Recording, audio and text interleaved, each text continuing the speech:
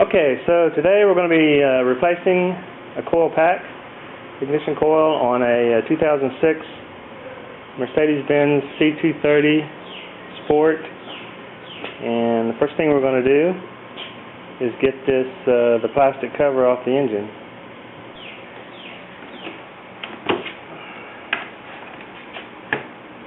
It's just held on by some little friction clips. Set that over here out of the way.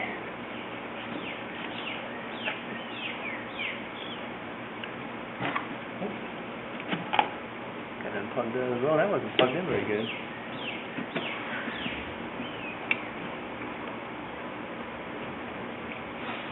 So there's three hoses you have to unplug. This one, and this smaller one here.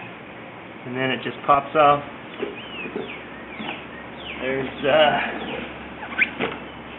some little clamps right there, and they fit onto these little balls right here, and that's the only thing that holds it on. No screws or anything. Doesn't seem like it would hold it very well, but apparently it does.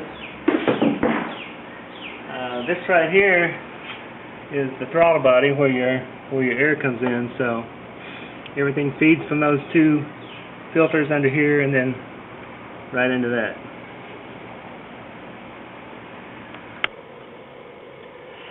Okay, so we have our covers off, and on this engine it's real easy to change the ignition modules. You can see them right there. They're exposed, and it just takes a Torx wrench to get it off. We know from our diagnostic tool that it's going to be cylinder number 5, and we used this little the M272 which just plugs into your diagnostic port, and then we used the Torx app in our Galaxy to get the code, which was P0302, P0305, and so that said engine misfire on cylinder 5, and I just know from experience we had the same problem a couple of years ago that it's probably this ignition module. So on these engines, cylinder 1 starts at the passenger side front, and then 2 and 3 follow that, and then we're going to presume that on the other side it's 4, 5, and 6, but it wouldn't matter because 5 is always going to be in the center anyway. So that's one we're going to replace right there. Okay, so we've got our number 30 Torx head driver here, and that's all it takes to bring these out.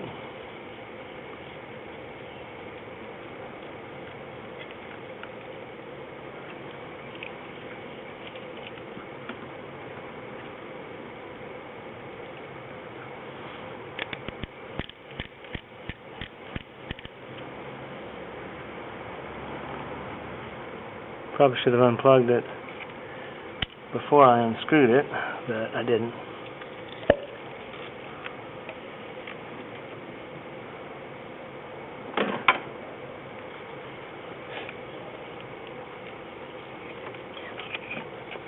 So there it is. Let's see if we can get it unplugged here. Nope. Okay, so we've got it unplugged here. The spark plug's down in there. So you just have to push this little release clip right here, and it pops right off. Just comes straight off when you push that little clip. Comes right out of there very easily once you push the little clip. And yep, should be coming off any minute now. So we've got our module out, and we've got our module out.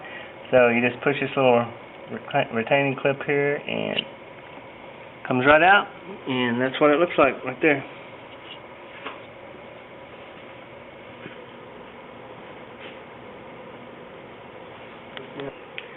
Okay, so this is our new part. We got it at Advanced Auto Parts. It's made by Intermotor, which is their premium brand, and I'm just checking it, making sure that everything is exactly the same. It looks really good.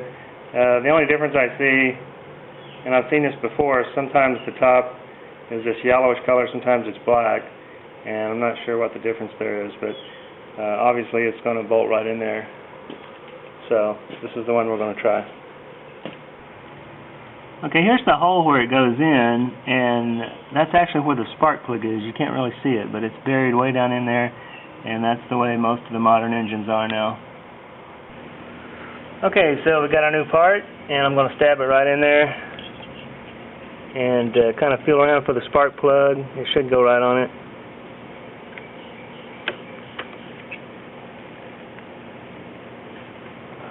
I kind of felt it slide down around it there.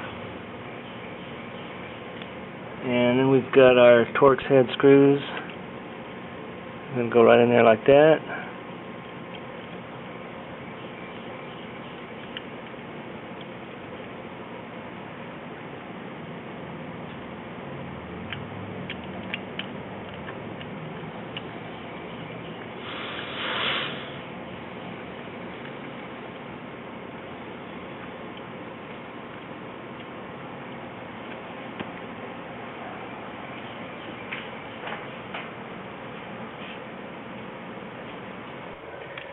Okay, so we got our new part on, and I put them down hand tight, and I'm just going to use this with these Carhartt grip gloves to give me a little extra strength.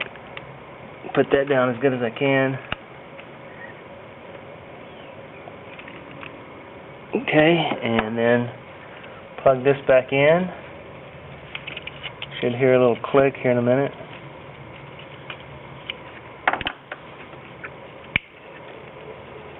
There it goes. And that's all there is to it. We'll fire it up now and see if we still get our check engine light, and see if, and if so, if we get the same code. Okay, so we've got everything installed back, and so now we're gonna put our the ELM327 back on and clear the codes using our Torx app, and to turn the check engine light off, and then we will start it up and see if that fixed it.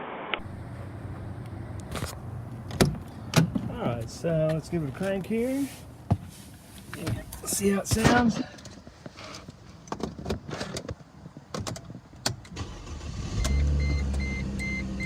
There you go. Purred like a kitten. Guess that was it. The beeping noise was just because I don't have the seatbelt on, of course. So hopefully this was helpful to somebody. If so, please subscribe and like us. Thank you.